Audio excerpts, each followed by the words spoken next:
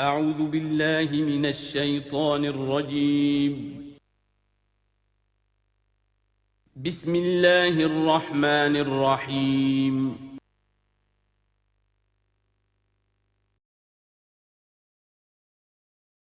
آخری چیز مسلمانوں پر قرآن مجید کے حقوق کیا ہیں، یہ صرف اشارہ کروں گا اس لیے کہ اس پر میرا کتابچہ موجود ہے، اور اس کتابچے کو اللہ تعالیٰ نے بہت قبول عام عطا فرمایا۔ اس کا انگریزی ترجمہ کیا ایک صاحب نے، از خود کیا، خود ہی ٹائپ کیا، خود ہی چھپوایا۔ عربی ترجمہ ایک صاحب نے کیا، خود کیا۔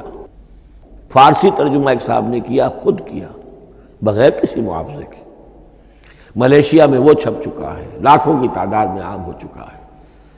پھر میں نے ایک موقع پر 1970 میں رمضان مبارک کے دوران آخری عشرے میں مولانا بن نوری رحمۃ اللہ علیہ تشریف لائے ہوئے تھے مدینہ منورہ، اور میں نے بھی وہ پورا رمضان مبارک اس سال وہیں کیا تھا۔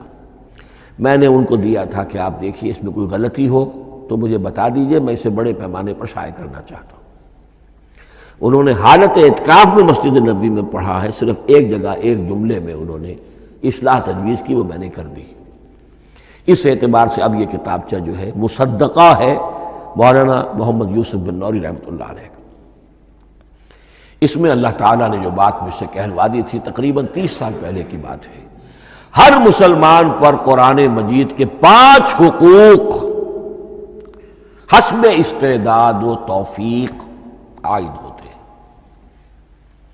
پہلے یہ کہ اس پر ایمان ہو جیسا کہ ایمان کا حق ہے، صرف زبانی ایمان نہیں، دل سے یقین کہ یہ اللہ کا کلام ہے۔ اور اس کا نتیجہ کیا ہوگا؟ پھر عظمت اس کی پیدا ہوگی، ایمان و تعظیم، یہ پہلا حق ہے۔ تلاوت و ترتیل، اس کو پڑھے جیسے کہ پڑھنے کا حق ہے،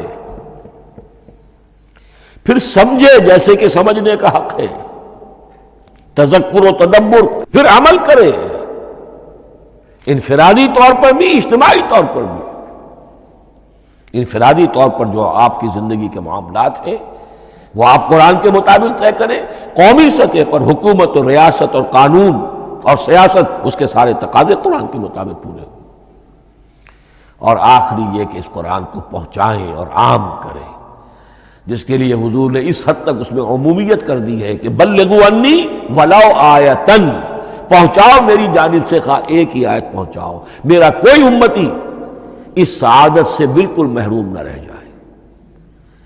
اول تو خیرکم من تعلم القرآن وعلمہ، تم میں سے بہترین لوگ وہ ہیں جو اسی کے لیے اپنے آپ کو وقف کر دیں، قرآن پڑھیں اور پڑھائیں، سیکھیں اور سکھائیں، سمجھیں اور سمجھائیں۔ اس لیے کہ سمجھنے اور سمجھانے، سیکھنے اور سکھانے، پڑھنے اور پڑھانے کا بھی کوئی ایک لیول تو نہیں ہے۔ ایک عام لوگوں کی سطح ہے، ایک ان سے اوپر کی سطح ہے، ایک انٹلیکچوئلز کی سطح ہے، ایک جینیس لوگوں کی سطح ہے۔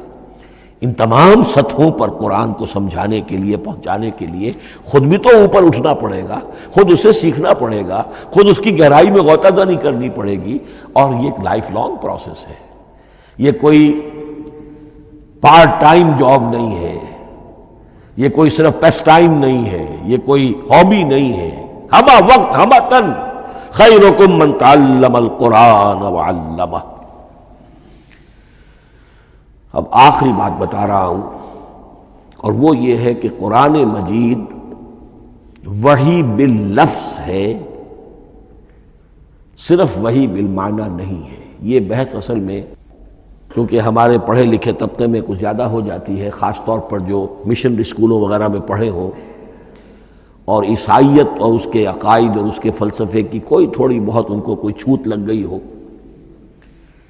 عیسائیوں کے ہاں یہ عقیدہ ہے، اجماعی عقیدہ ہے کہ وحی بالمعنی ہوتی ہے، یعنی وحی کا ایک مفہوم ہے جو نبی پر اتار دیا جاتا ہے، پھر نبی اپنے الفاظ میں اسے ادا کرتا ہے۔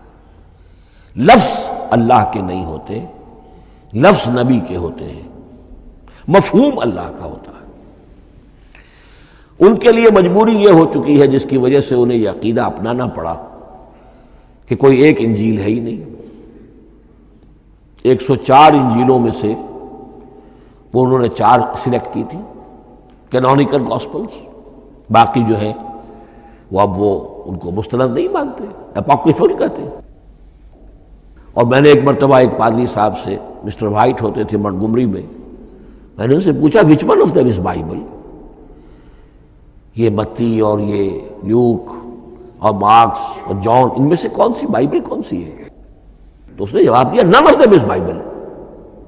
Bible is in them. ان میں سے کوئی ایک بھی مشخص طور پر، معین طور پر بائبل نہیں ہے، بائبل ان میں ہے بحیثیت مجموعی۔ لہذا ان کے لیے یہ عقیدہ جو ہے وہ لازم سا ہو گیا۔ ہمارے ہاں بھی بعض فلاسفہ نے اس قسم کی باتیں کی ہے کہ جن سے یہ دھوکہ لگتا ہے، لیکن میں خاص طور پہ چونکہ علامہ اقبال کا تذکرہ میں نے آج کیا ہے، اسی حوالے سے میں ان کا ایک واقعہ بیان کرنا چاہتا ہوں۔ ایف سی کالج لاہور کے پرنسپل تھے ڈاکٹر یوئنگ۔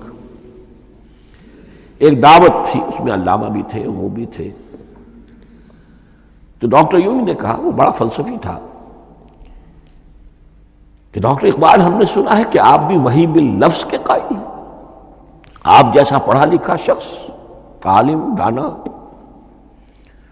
علامہ اقبال نے فرمایا جی ہاں، اور مجھے تو اس کا ذاتی تجربہ ہے،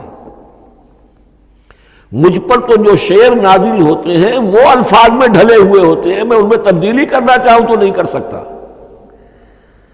تو اگرچہ اس سوال اس جواب کو ہم کہیں گے کہ یہ الاجوبۃ المسکتہ، مسکت چپ کر دینے والا جواب تھا کہ جو علامہ اقبال نے دیا، لیکن ذہن میں رکھیے یہ کہ جو وحی باللفظ ہے وہ ختم ہو چکی محمد رسول اللہ صلی اللہ علیہ وسلم پر۔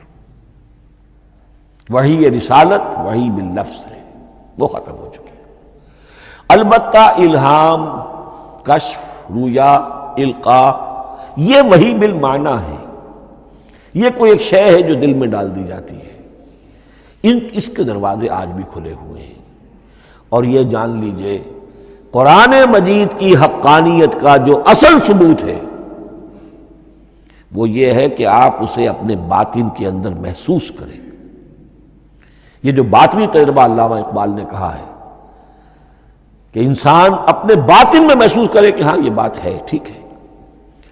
اس کے لیے کہ علامہ ابن قیم رحمۃ اللہ علیہ کا قول ایسا ہے، بڑا پیارا قول ہے، قرآن کے کچھ پڑھنے والے ایسے ہیں جب قرآن کو پڑھتے ہیں تو یوں محسوس کرتے ہیں کہ ہم مصحف سے نہیں پڑھ رہے، لوح قلب سے پڑھ رہے ہیں، ہمارے دل پر لکھا ہوا قرآن موجود ہے۔